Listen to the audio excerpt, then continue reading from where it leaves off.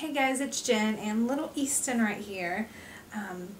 I'm going to share my labor and delivery story with you for little Easton. I'll go ahead and start with my doctor's appointments, kind of let you know how I progressed. 36 weeks, 6 days pregnant. I was checked and I was 70% effaced and just barely starting to, my cervix was starting to soften, barely starting to open up. So not really much going on, not even to dilated to a 1. So not much going on there, just 1 day shy of 37 weeks. My next appointment was September 4th. I was 37 weeks, 6 days then. And when my doctor checked me, I was 2 to 3 centimeters dilated, and I believe still 70% effaced. I don't remember off the top of my head. So definitely starting some progress there. I had been feeling more contractions, just off and on, nothing regular at all. Just very mild contractions, but you know, kind of uncomfortable. Friday, September 6th, that evening, we went down to the beach and kind of had a picnic on the beach for dinner when my husband got off work, and walked on the beach, just kind of played around. Kaylin ran around, and we just had a good time. We'd also been doing the perineal massage with evening primrose oil for about a week, or no, not quite a week, maybe like 3 days prior to this. So that Saturday morning, September 7th, I woke up having to pee around 3:30ish in the morning, and I had a couple contractions, but that's nothing abnormal for me in these last weeks, because especially when I had to pee and getting up, I would just have contractions. Laying back down, I might have a couple, but I didn't really think much about it. And then at 4:30, I woke up again and had another contraction and feel like I needed to go to the bathroom, do number 2. So I went to the bathroom and went number 2, and it was more loose stool, and I was just kind of having a couple contractions then too. Didn't really think much of it, and I was starting to not feel very good. I was I'm looking down at my notes here on my phone. I was hungry, and then I was feeling nauseous at the same time, like I just needed to eat something. And then about 10-15 minutes later, I had to go to the bathroom again, and it was loose again. Had a couple contractions, so I started timing the contractions. You alright? I started timing the contractions just on just by looking at the clock, kind of when they were coming, and they were kind of starting to get a little regular. So then I started using the app on my phone. And so about 5 o'clock that morning, I had to go to the bathroom again, another loose stool, and this was the same way that it started when I went into labor with Kaylin. I woke up, contractions started more like midnight with her, but that morning I was having loose stools as well. At 7 o'clock, I texted my doula, kind of telling her what was going on, and she said, you're probably just, in the really early signs of labor. Let me know how it goes. Get up, go about your day. Try not to think about the contractions too much, and, just let me know when they start getting closer together. So at about that time, about 7, they're averaging about 10 minutes apart, so nothing, to be concerned about. It's just the early labor, and lasting about a minute long. 7:30, I went to the bathroom again, another loose stool. About that time is when I got up and started doing stuff. I started not noticing contractions as much. I don't know if it's because they were so mild that with me getting up and doing stuff, I wasn't really noticing them, or if they had slowed down. I didn't know, because I was trying not to pay too much attention to them, since they were, far apart then. So I really wasn't even timing them either. I was just, getting up, getting Kaylin breakfast, and just doing dishes, just going about my normal day. So I ran to the health food store and just picked up a few things, and then I stopped by my doula's house and picked up the Clary sage oil from her. She recommended using the Clary sage oil, just rubbing a few drops on my belly, and I'm also taking a bath with Clary sage oil and lavender. So 1:30 that day, they were still, I think they definitely started slowing down then. They were maybe 10-15 minutes apart then. So I was kind of starting to get discouraged, like, how long is this going to last, you know?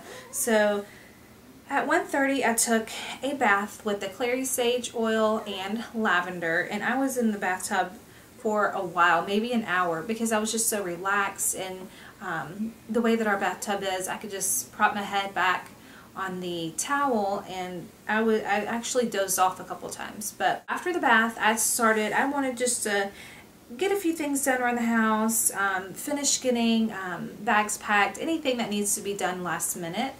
There's still some things that I wanted to do before Easton got here that I hadn't got around to, so I just kind of kept myself busy, started doing those things, and around 3 o'clock, not long after getting out of the bath, when I went to the bathroom to pee,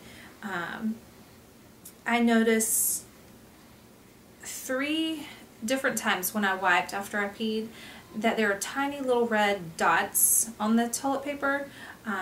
That was blood, but it was just really weird to me because it was just a tiny red, like, ink pen dot kind of dye, and I don't know, it was just weird. And so of course when you see that, you know, you're gonna wipe some more if you see anything else. So I did a couple more times, and I saw it 3 different times when I wiped, just tiny red dots. And so I don't know where, you know, I don't know what was going on with that, but it was just red dot, not mixed with anything, just a red dot of blood. So I don't know, maybe starting the bloody show, maybe, you know, signs that my cervix was starting to open. I don't know. So that was just something that I jotted down. My husband got home around 4:30. He had to work this Saturday. He rarely works Saturdays, but he got home around 4:30, and we were trying to decide what to do for dinner, and my grandparents went ahead and came into town because I was having contractions and they didn't want to miss anything, so they'd rather just wait around here.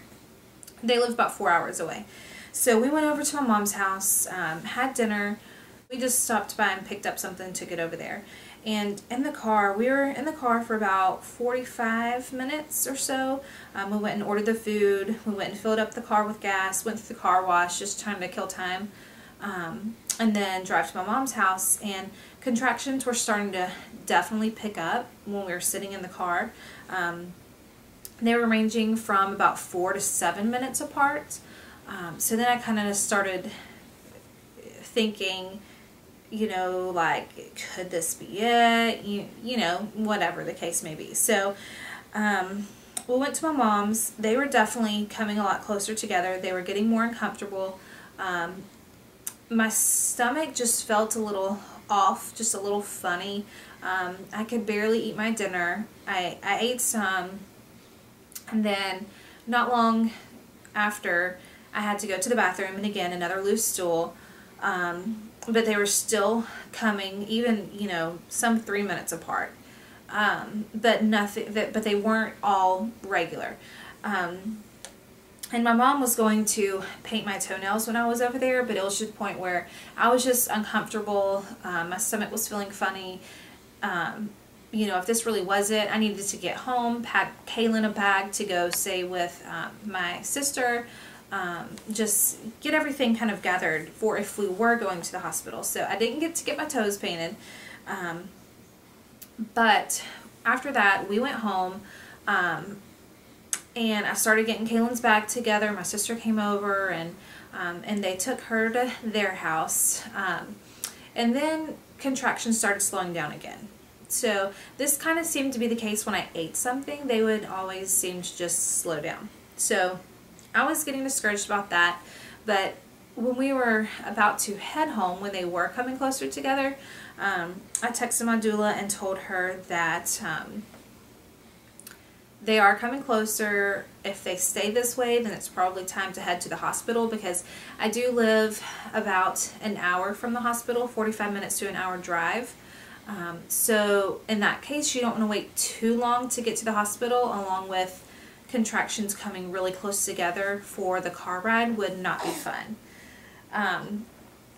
So she wanted just to go ahead and come over to my house, kind of see how I was doing, and then if it was time to go, then we would go. So it was about 8 o'clock when she got over to the house. I had called the my doctor's office. They have an answering service, and if it's something, you know, an emergency or in labor or something, they take your name and then the nurse or doctor calls you right back. So the nurse called, and I kind of told her what had been going on all day, and she said, well, you know, I'd hate for you to drive all the way here and then be sent home if it's not, you know, the real thing. What she recommended was to take 2 Tylenol and take a warm shower, and if the contractions were still there, they didn't slow down or anything, then it was more than likely the real thing, and if they did start fizzling out, then it's not, you know, the true labor.